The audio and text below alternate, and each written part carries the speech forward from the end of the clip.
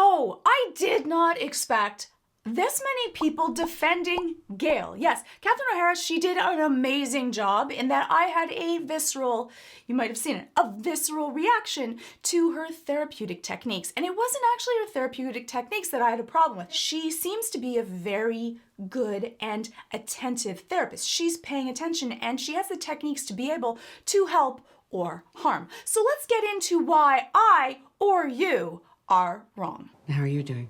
Fine. If you say it that fast, it kind of implies you're not. Okay, ask me again. How are you doing, Ellie? Give me a moment. It's really complicated because, you know, feelings. Okay. That's the problem that I have when you're forced to do therapy, is that you may not actually want the help. And if you don't want the help, how good is the therapeutic process really going to be? But she catches it. Gail knows that Ellie just wants to get out of here and wants to give whatever answer it could be to be able to get out of there as fast as possible. You two got into it at the dance. Was that the last time you spoke to him? I should have talked to him. Do you regret that? Yeah, of course. But your final moment with someone doesn't define your whole time with them. I love that. That's actually really wise. Great answer from Ellie. And it's absolutely true. But for many people, that regret is something that they live with and have to process and be able to deal with. And for some people, they understand that that's just a moment. Just as the last moment, even if you have a fight with someone, that does not mean that you would be angry with them and hold on to that. But for a lot of people, it does. In my last moment with Joel, he said he wronged you. Maybe bad. So this really upset me.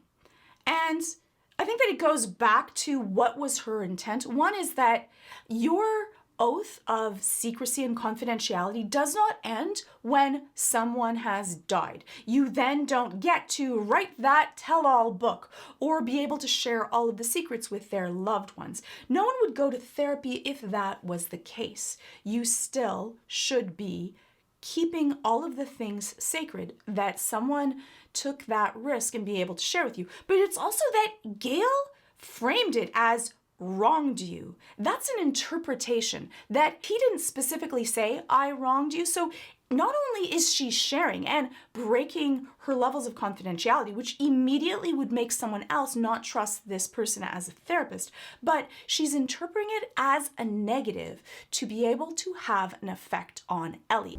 I saved her. She's actually a really good therapist, so she would know that he didn't see it as wronged. The way that he said it was not as if he's wronged. He had issues with it. He felt conflicted, but he didn't specifically feel or say that he wronged her. And so she's actually twisting it. He saved me a lot of times. Yeah, I would think so, but that's not wronging someone. I don't feel wronged. Man, I wish I could have let him off the hook for whatever it was he was talking about. And I will state it again, she's not entitled to the truth. She's not entitled to finding out. This is not her being a detective, and she should figure out what the story is and what the real things are that is happening. She is there to be able to support, to be able to care. She's not judge and she's not jury. And that's what she seems to want. She is digging at someone. And I feel really upset when I see people digging into other people's minds. I consider those kind of things like consent violations. This is assaulting someone mentally without having their permission. You don't have proper boundaries and consequences with someone else to be able to respect them and allow them to share when you feel comfortable. And this brings me to this comment, which I got a few of them like this, which were, what a woke take. Maybe there's a reason why people like you are terrible help. You, which is really judgmental for someone that has never been in therapy with me, I don't think. You are not good at understanding that certain people are not meant to be patted and need to hear the harsh truth. The TV show Take Therapists is 100% what I would love to have personally. Patient with no bullshit. Instead, people like you love to beat around the bush since we pay you for money for the visits and in the end, absolutely nothing. And you whine why you receive 1.5 stars. If I come to hear the truth. I don't want to say or acknowledge, not you validate my lies. You shouldn't have that. This is not any of those things. She's actually not being honest. She's not giving the harsh truth. She's giving some truth with a manipulative undertones, and no one deserves to be able to have that. This is not just being transparent and straightforward. No one should just pat you on the back. They should be direct with when you're saying something and being dismissive or having a defensive mechanism. That's what therapists should do. We're not just here to give you that warm bath therapy where you always feel happy, but to be able to help you in a respectful way so that we both go there when you feel comfortable, and to be direct when you are being dismissive or divisive in the ways that you're saying things. I get that for some people they might have been through, and this person probably has been through really difficult therapy with therapists, or never been to therapy and doesn't really understand what it's like. When you trust someone, you'll be able to go there together. But it is not up to you to force people where you want them to be before they're ready to be there. Everyone were as healthy as you. What would I do for weed and booze? I wouldn't worry, Gail. There's still a lot of f***ed up people in this town. Yeah, but not you, though. That's her not being genuine. She could say, you know what, I see that you're not ready and I respect that. And so go out, but I'm here if you ever need it. Instead of her lying to her something that she doesn't believe in, neither does Ellie, which lowers the level of trust in the therapeutic alliance. And so to this comment of this is no BS therapy, this scene exactly shows that it is filled with that. And she's not being direct. And I think that she could have, especially with Ellie, just been really direct and honest with her. But right away, Ellie reads that she already has a chip on her shoulder towards Joel, and she's not going to give her any more ammunition. The next comment, and I got this one a good deal of time as well, which is, you're funny. You know the show is not real. Relax. She's pissed off Joel killed her husband. Therefore, representation for professional help is tongue-in-cheek. To be truthful, I'd be more relaxed in one of Joel's sessions than yours. I know, and hopefully you know, that the show isn't real, but it is representative of therapy, and I do have people that have gone through therapeutic sessions like this. And so it seems like they're doing both, like they're defending this situation as being this is something that they would really like, but then saying that this isn't real therapy. For a lot of people, they don't know what good therapy could look like or not. And I also think that this does a disservice. I think that a lot of people that may think of going to therapy, especially if they are more closed or analytical or not comfortable with sharing deep things, may think that the things that Gail is doing, they might have happened also to them in therapy. And I need to be there to be able to say straight up, this is not good therapy. This should not be happening to you. This is not what therapists do. Yes, it's good for the show. It makes you feel passion. Catherine O'Hara was amazing in the role.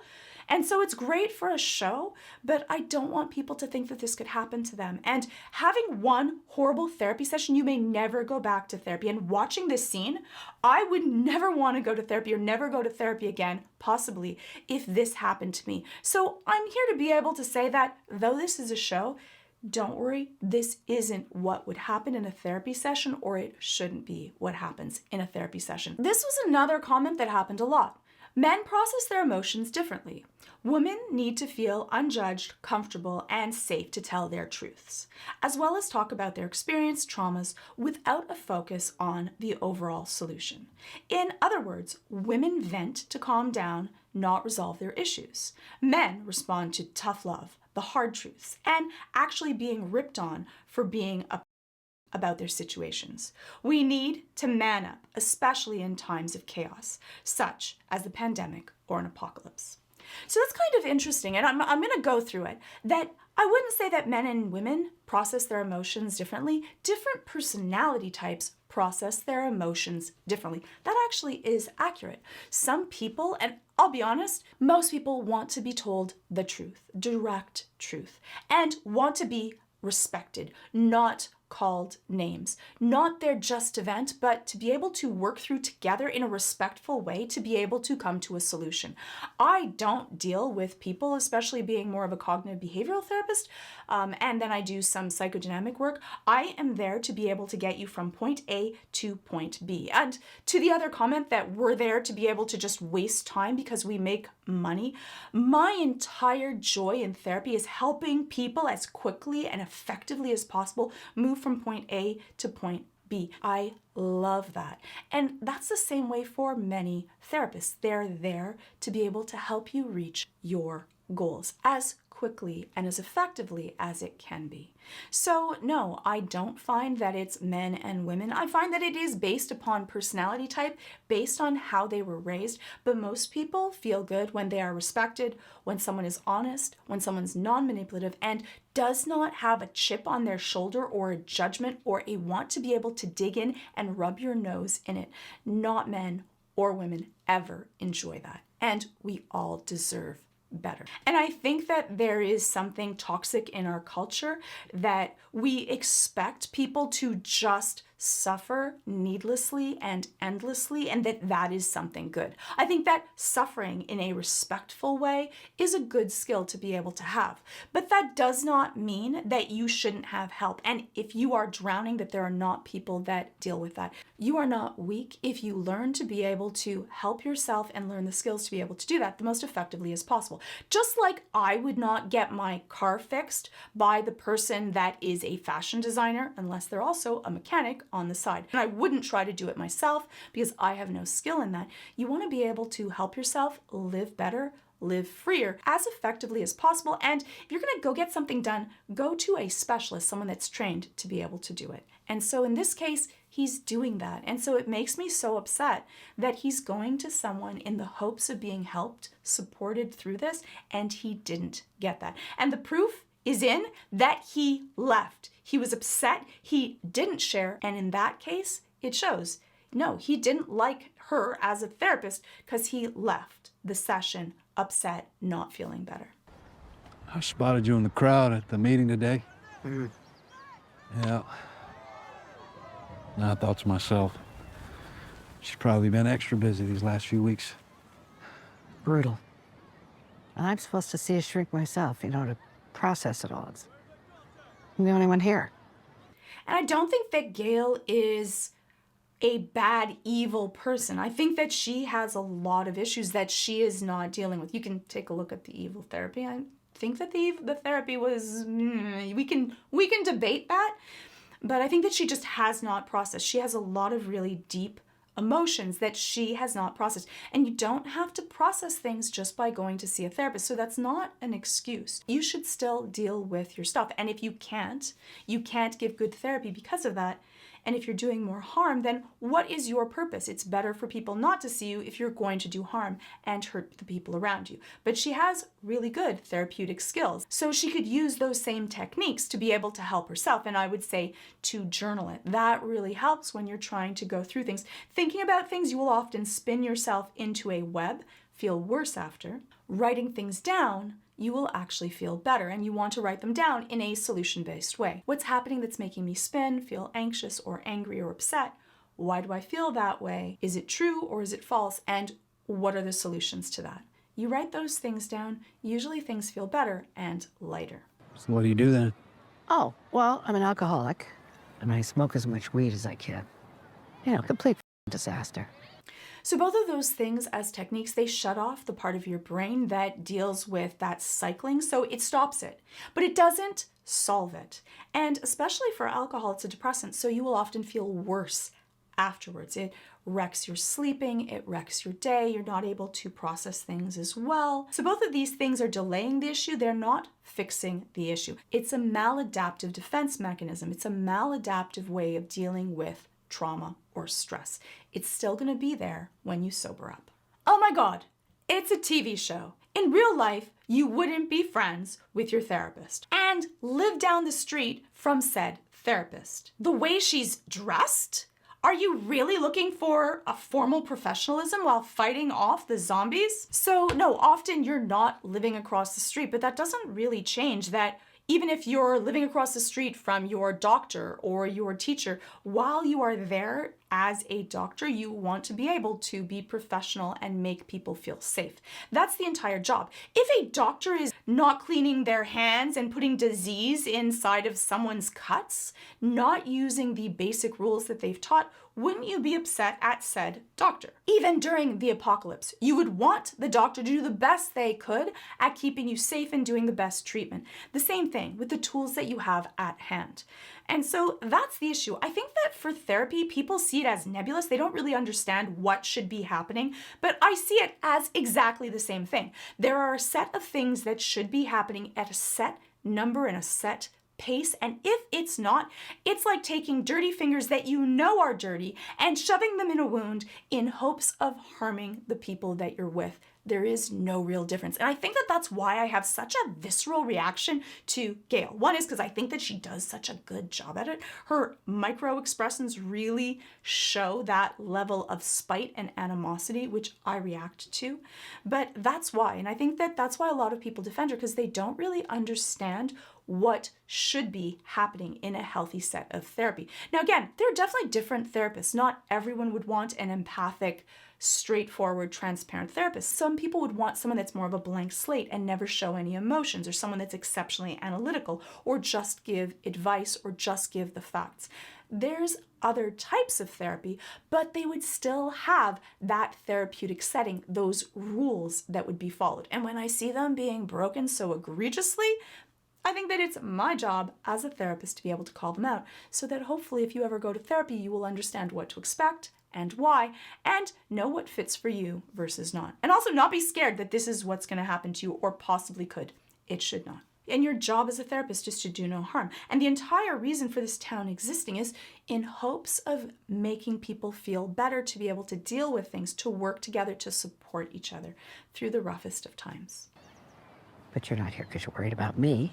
I'm nervous she's gonna do something stupid. What, you didn't believe her speech? Did you? Of course not. She's a liar. It bothers me also, her calling her a liar. Everyone lies. Everyone makes up things, especially if they don't feel safe, especially if there's no therapeutic alliance. So her using that as this brush that she's painting upon someone, it's accurate. Ellie lied. But everyone lies when they don't feel safe, or they feel pushed up into a corner, or they're granted only their freedom if they say certain things. And I think that that would be very common, especially at her age. This is so silly. How good would you be at giving therapy to the man who killed your husband in a zombie apocalypse? 30 years into it. You're suck a joke. This show might as well be a cartoon. I don't know where I become a joke, but yes, it would be really difficult. You shouldn't be giving therapy to anyone that you can't give proper therapy to, period. So even though, like he's saying, if they killed your husband, something so egregious, but if you feel, sometimes even if your client reminds you of your father and you didn't have a good relationship for it, and you're gonna end up projecting that onto the client, you should not be in that therapeutic relationship. And yes, it would be better for them to go to someone else, even just a friend, than go to someone that is going to be constantly hoping to see you fail and feel good about it. And so no matter what it is, whether it's a cartoon or not, you can learn from that and understand what are the things that you can do. And saying no is not a weakness. Saying that I can't do this or I won't give the proper service, that would be the ethical thing to do. And ethics should not be just thrown to the wind.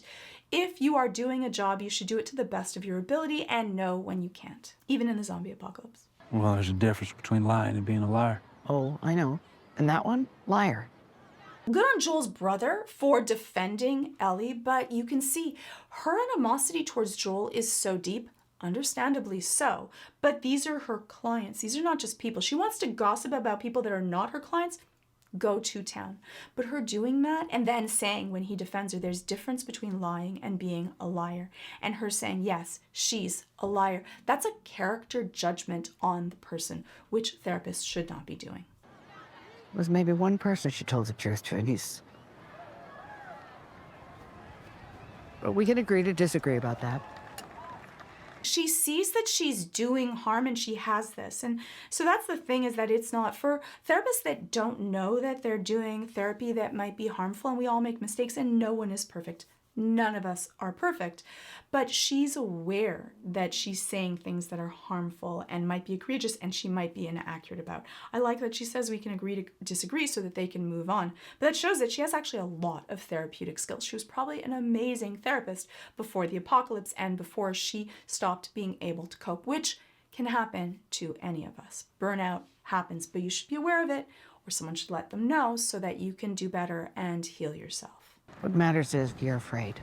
So let's talk about it. I just don't want her to go down the same paths that Joel did. All he was really doing was lashing out. So you think she might have learned that behavior from him? Turns out nurture can only do this much. The rest is nature. If she's on a path, it's not one that Joel put her on.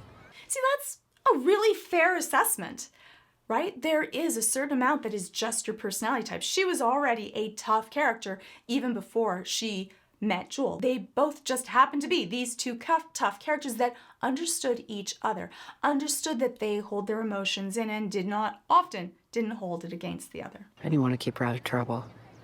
Take it from a psychotherapist of 40 years. Some people just